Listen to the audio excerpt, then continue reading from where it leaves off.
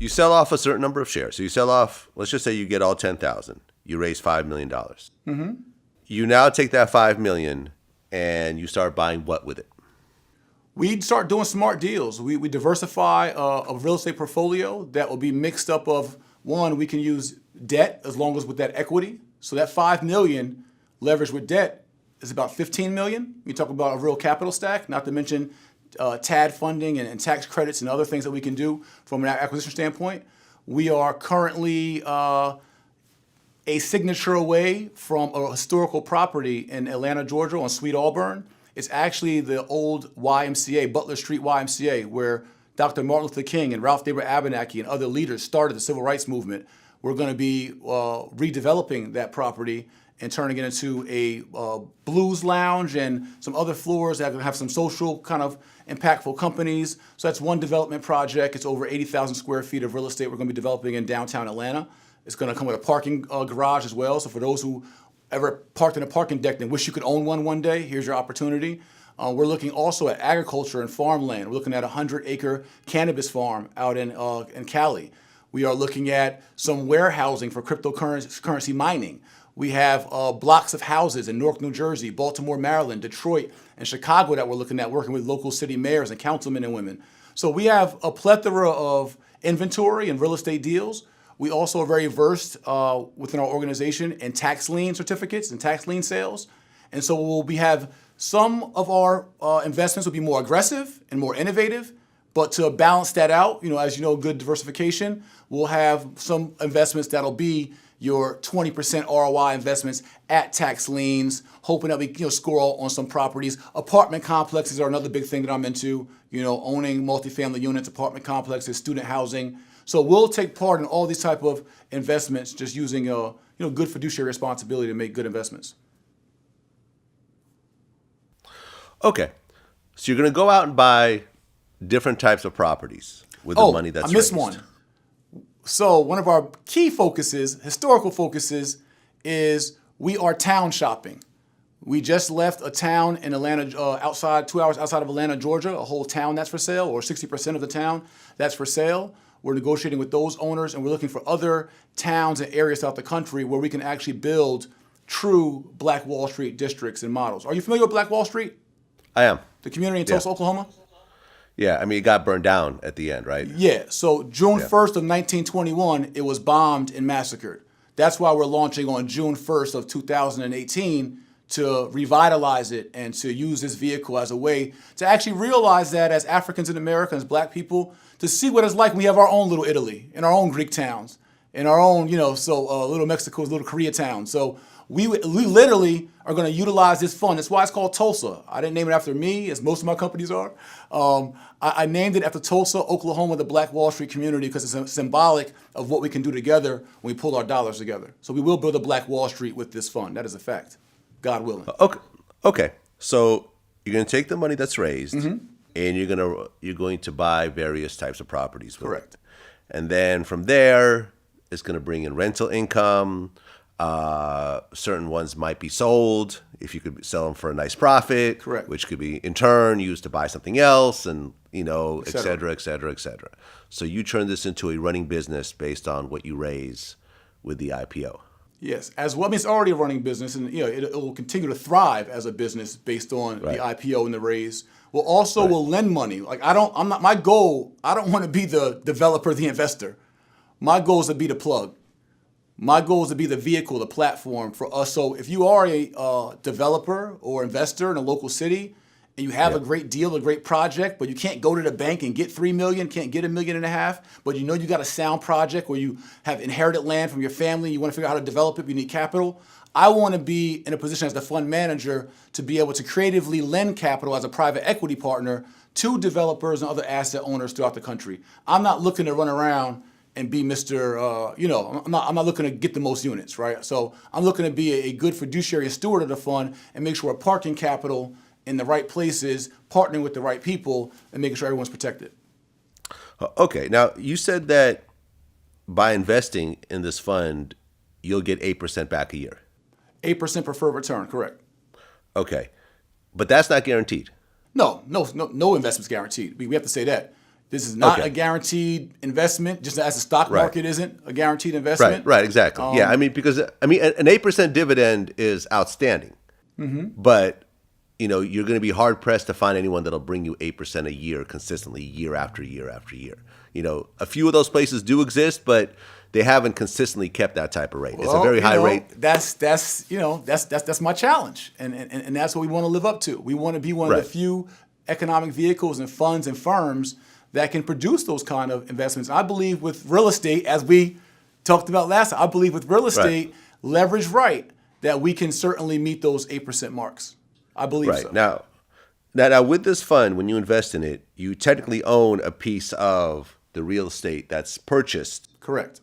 within that fund, but you don't actually have the tax advantages of owning actual real estate.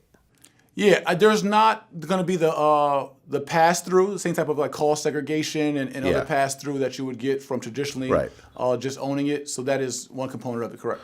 Right, and essentially it's like a REIT. It's kind of a you're technically selling stocks at this point, right? It shares. Yep, it shares of a it's company, shares. and the company owns assets, and you Yes. own a piece of those assets. Exactly. Now if you decide to sell, because if you buy a REIT and you say, okay, an hour later you change your mind, you could put it back on the market and sell it instantly. If it's on a major exchange like the NASDAQ or the New York Stock Exchange. But when you buy a share of Tulsa, if you buy 10 shares of Tulsa and you want to sell 5 of them, or you want to sell all of them, how quickly can you do that? It's going to be a process. If you want to try to sell Tulsa shares, you can do it amongst your network to family or friends or to others. That's probably the easiest way to do it. We have a 1-year lockup on the fund, and then we pay dividends after the 1 year, quarterly. But if there is hardship or a need to sell shares, we do have it depends on the fund's liquidity, right? We can't sell capital that's not there. If we just bought a hotel and you're like, hey, I need 10,000 back real quick, and we just parked it in an asset, there's going to be a process for liquidity and getting that money back, and there's certain regulations we have to follow. So we do encourage people to look at this as a long-term investment, not a get-rich-quick. This is not a flip. This is, I had money sitting in the shoebox for a minute. I have money sitting in a savings account for a minute, or I got some extra funds. I have no retirement account. I have no long-term legacy plan set up for my family. Let me park some dollars in Tulsa and let it see what it do. It's that type of investment, something that you can invest what you can afford to lose, we say. Not that we plan on losing anything, but as a good steward and fiduciary and responsible fund manager, we have to disclose that and say that to our audience. But again, my name's on this, my face is on this, so I got to do the best, to keep my name good in these streets. But we will do our best by our crowd investors and our partners. But yeah, if you want to liquidate, there is a year lockup, for that process. Okay, and then you have to figure out how to sell it if you could find a buyer for it, essentially, after that. Absolutely. Okay, so I mean, I have an overall idea of what you're doing here.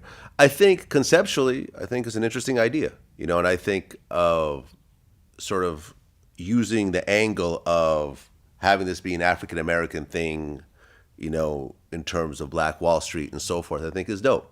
Thank you. There's also the options of buying REITs, which allow you to do something similar, although not in the African community space, but allow when you buy a REIT, you essentially buy into a company that's buying and selling and renting out commercial and private property, and bringing in rental income and so forth, and it brings in a lot of times the dividends on those are higher than a typical company. Yeah, they may be. REITs can be successful if the managers know what they're doing. I mean, I've seen REITs like 6%, 8%, sometimes even more on certain years, and then they drop and so forth. And a lot of them have been around for decades and decades, and they're on major exchanges, and it allows you to buy and sell. But if they're not focused on the African American community and so forth. So in terms of what you put together and the following that you have, I think it's an interesting idea. Yeah, I hope it works out. Yeah, thank you. I appreciate the blessings. Yeah, and the focus for us is, there's, like I said, we all got opportunity costs of where we want to invest and why we want to invest.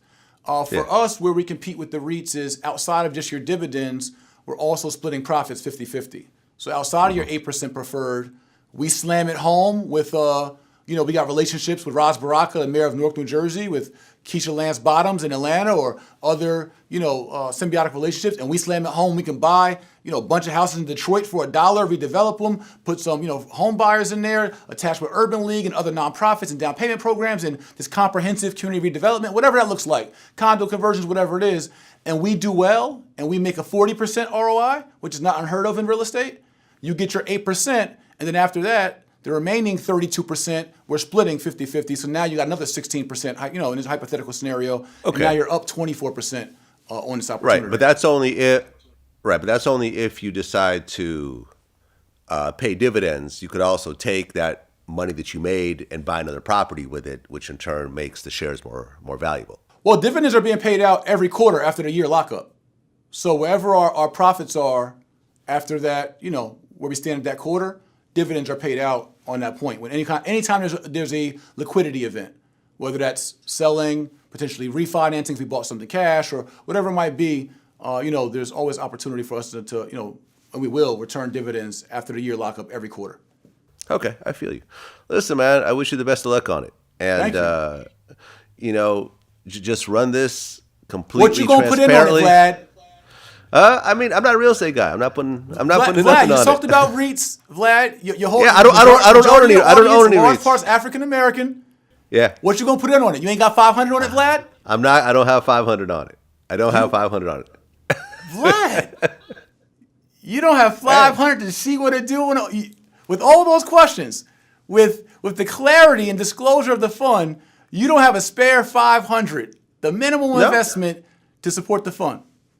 Nope. I'm not a real estate guy. That's not what I invest in. Okay. And I also don't believe in putting in small amounts into investing. If I put into an investment, it's like a big percentage of my portfolio, or else I don't really bother. But that's just my style. Everyone got different styles. Hey, listen, you are entitled to your style. You are the king of your dominion. We Yeah, would man, appreciate I'm your the- support, though. I would tell you that. We would appreciate Well, your support. I'm actually giving you my support right now with You the millions are. of people. That is a fact. Done. I'll put your 500 up for you. Okay, there you go. You can put 500 in my name. I'll take that. And listen, if we crush it first year, we meet over 12% returns. I'm not even saying 8. If we meet over 12% returns over first year, then I want to come back and I want some support outside of your platform. Well, we could talk then. All right. We can talk then. I'll take my $500 shares for now, and we'll go. I'll put them in my pocket. See what it does. All right, cool. I appreciate you. Okay. I'll do.